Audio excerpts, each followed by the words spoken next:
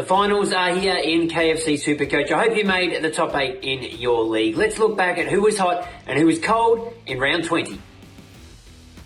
I was at the MCG on Sunday and Ivan Soldo did everything he could to stop Max Gawn, and he didn't do a bad job for three quarters. It was a pretty lion-hearted effort from Ivy, but by about three-quarter time he was absolutely cooked and Max just completely took over that game. Scored 70 or 80 points in the last quarter. I don't know if Richmond touched the ball from about halfway through that quarter. Max just completely dominated, getting all the clearances, dropping back, taking those intercept marks, and he missed a goal which could have got some more points, but still piled on 174. That's to go with his 200 a couple of weeks ago, and his price, back then he was just over 500k, now he's 680,000. So if you've got him, I don't know how anyone else is going to get him. If you somehow have the cash, you can swap a ruckman to Max Gawn. He could be a massive difference maker in the KFC SuperCoach finals.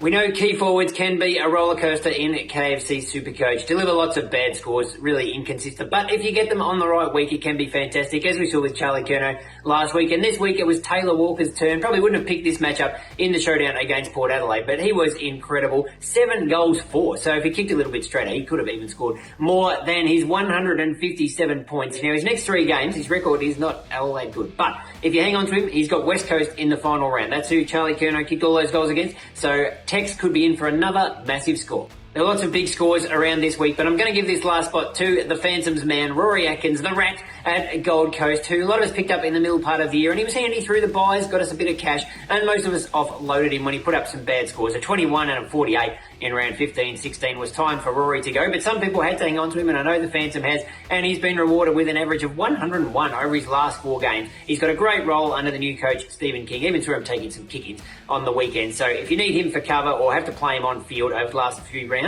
you could be in a much worse position.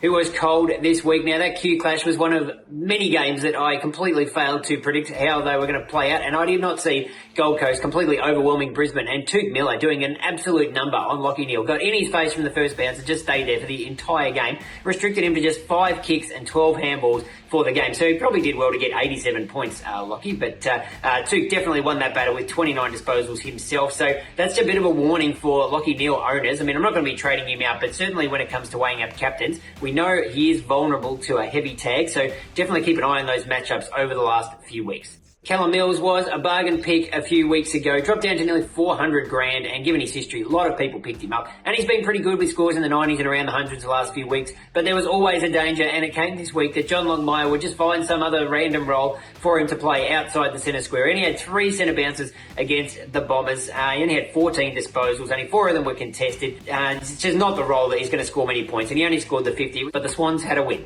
And after being one of the hottest players this season, certainly through the middle part of the year when he put up some really big scores, including a 169 against Geelong, Caleb Daniel has gone stone cold in the last few weeks. His last 3 games, 73, 82, and then just 35 on the weekend. He played 76% time on ground, so no real obvious reason there. He only had 12 disposals, only 1 tackle, only 3 contested possessions, and 88 metres gained. So he's not going to score even points doing that. They've got a decent matchup this week at Marvel Stadium against the Tigers, so you would hope he would score better than that, but maybe if you've got him, you could start him on the bench with the emergency, just in case you cop another score like this.